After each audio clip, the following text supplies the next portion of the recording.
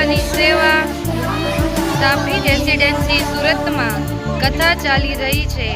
એ નિમિત્તે જે પણ કાંઈ દાન આવે એમાંથી આ બાળકોને નાસ્તો આપવામાં આવે છે। બાપા આશ્રમ, લુહારાની સેવા, સીતારામ તાપી રેસિડેન્સીમાં કથા ચાલી રહી છે। એમાંથી માતાઓ આવ્યા છે। આજના જમણમાં છે ઈદડા, સીતારામ।